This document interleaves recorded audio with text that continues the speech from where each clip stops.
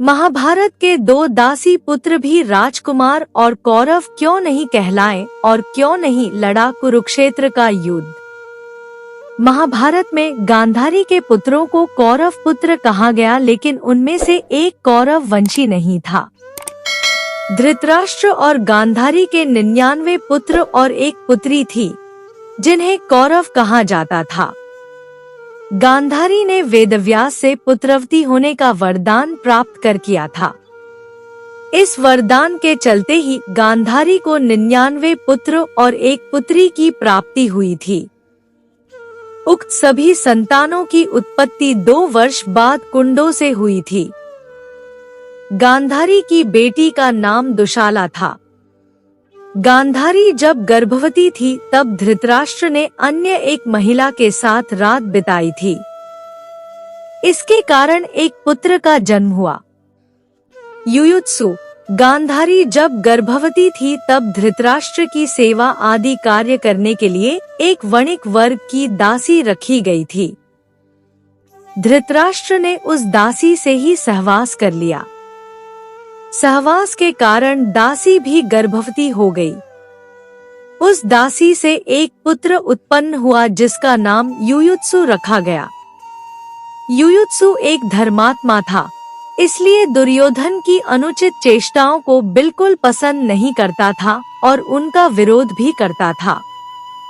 इस कारण दुर्योधन और उसके अन्य भाई उसको महत्व नहीं देते थे और उसका हास्य भी उड़ाते थे। युयुत्सु ने महाभारत युद्ध रोकने का अपने स्तर पर बहुत प्रयास किया था, लेकिन उसकी नहीं चलती थी।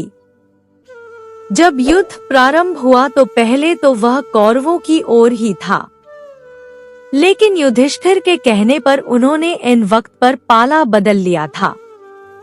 अपने खेमे में आने के बाद युधिष्ठिर ने एक विशेष रणनीति के तहत युयुत्सु को सीधे युद्ध के मैदान में नहीं उतारा, बल्कि एक महत्वपूर्ण कार्य सौंपा।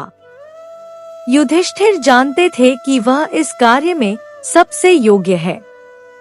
युधिष्ठिर ने उसकी योग्यता को देखते हुए उसे योद्धाओं के लिए हथियारों और रसद की आपूर्ति व्यवस्था का प्रबंध देखने के लिए नियुक्त किया। पांडवों की 7 अक्षौहिणी 9 लाख के आसपास सेना थी। युयुत्सु ने अपने इस दायित्व को बहुत जिम्मेदारी के साथ निभाया और अभावों के बावजूद पांडव पक्ष को हथियारों और रसद की कमी नहीं होने दी। विदुर का जन्म। शांतनु से विवाह करने के पूर्व सत्यवती ने अपनी कुंवारी अवस्था में ऋषि पराशर के साथ सहवास कर लिया था, जिससे उनको वेदव्यास नामक एक पुत्र का जन्म हुआ था। वे अपने इसी पुत्र से अंबिका और अंबालिका के साथ संयोग करने का कहती है। अंबिका से धृतराष्ट्र और अंबालिका से पांडु का जन्म हुआ, जबकि एक दासी से विदुर का। कथा अनुसार सत्यवती के पुत्र वेदव्यास माता की आज्ञा मानकर बोले, माता, आप उन दोनों रानियों से कह दीजिए कि वे मेरे सामने से निर्वस्त्र होकर गुजरें, जिससे कि उनको गर्भ धारण होगा। सबसे पहले बड़ी रानी अंबिका और फिर छोटी रानी अंबालिका गई, पर अंबिका ने उनके तेज से डरकर अपने नेत्र बंद कर लिए, जबकि अंबालिका वेदव्यास को देखकर भय से पीली पड़ गई। वेदव्यास लौटकर माता से बोले, माता, अंबिका को बड़ा तेजस्वी पुत्र होगा, किंतु नेत्र बंद करने के दोष के कारण वह अंधा होगा, जबकि अंबालिका के गर्भ से पांडु रोग से ग्रसित पुत्र पैदा होगा। यह जानकर के माता सत्यवती ने बड़ी रानी अंबिका को पुनः वेदव्यास के पास जाने का आदेश दिया। इस बार बड़ी रानी ने स्वयं न जाकर अपनी दासी को वेदव्यास के पास भेज दिया। दासी बिना किसी संकोच के वेदव्यास के सामने से गुजरी। इस बार वेदव्यास ने माता सत्यवती के पास आकर कहा, माते, इस दासी के गर्भ से वेदांत में पारंगत अत्यंत नीतिवान पुत्र उत्पन्न होगा।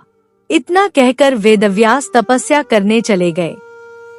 अंबिका से धृतराष्ट्र, अंबालिका से पांडु और दासी से विदुर का जन्म हुआ। तीनों ही ऋषि वेदव्यास की संतानें थी। उम्मीद करती हूँ यह कहानी आप लोगों को अच्छी लगी होगी। अच्छी लगे तो लाइक करें, अपने दोस्तों के साथ शेयर करें, मेरे चैनल को सब्सक्राइब करें और कमेंट में जय श्री कृष्णा अवश्य लिखें। कहानी सुनने के लिए बहुत बहुत धन्यवाद। मिलती हूँ एक और अच्छी कहानी के साथ। जय श्री कृष्णा।